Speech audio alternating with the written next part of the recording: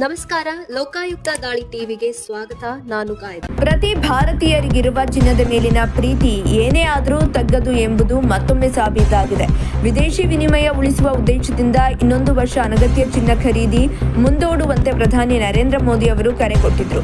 ಈ ಕರೆಯ ಹೊರತಾಗಿಯೂ ಮೇ ತಿಂಗಳಲ್ಲಿ ದೇಶದ ಹೊನ್ನಿನ ಆಮದು 34% ಹೆಚ್ಚಳವಾಗಿದೆ. ವಾಣಿಜ್ಯ ಸಚಿವಾಲಯದ ಅಂಕಿಅಂಶಗಳ ಪ್ರಕಾರ ಏಪ್ರಿಲ್ ಮತ್ತು ಮೇನಲ್ಲಿ 77,000 ಕೋಟಿ ರೂಪಾಯಿ ಮೌಲ್ಯದ ಚಿನ್ನವನ್ನು ವಿದೇಶದಿಂದ ತರಿಸಿಕೊಳ್ಳಲಾಗಿದ್ದು, ಕಳೆದ ವರ್ಷ ಈ ಅವಧಿಗೆ ಹೋಲಿಸಿದರೆ ಇದು 60% ಹೆಚ್ಚಾಗಿದೆ. ಈ ಬೆಳವಣಿಗೆಯು ದೇಶದ ವ್ಯಾಪಾರ ಕೊರತೆ ಮತ್ತು ವಿದೇಶಿ ವಿನಿಮಯದ ಹೊರಹರಿವನ್ನು ಇನ್ನಷ್ಟು ಹೆಚ್ಚಿಸಲಿದೆ ಅಂತ ಆರ್ಥಿಕ ತಜ್ಞರು ಎಚ್ಚರಿಸಿದ್ದಾರೆ.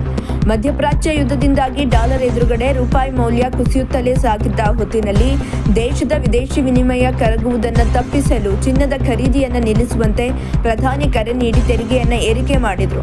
ಆದರೆ ಭಾರತೀಯರು ಮಾತ್ರ ಈ ಕರೆಗೆ ಸ್ಪಂದಿಸದಂತೆ ಕಾಣಿಸ್ತಿಲ್ಲ.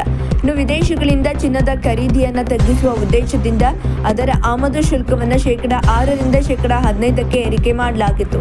ಇದಕ್ಕೆ 3% GST ಸೇರಿ ಒಟ್ಟು ಶುಲ್ಕ 18.45% ಆಗಿತ್ತು. ಆದರೆ ಈ ಕ್ರಮಗಳು ಚಿನ್ನದ ಒಳಹರಿವಿನ ಮೇಲೆ ಯಾವುದೇ ಪರಿಣಾಮ ಬೀರದಂತಿಲ್ಲ.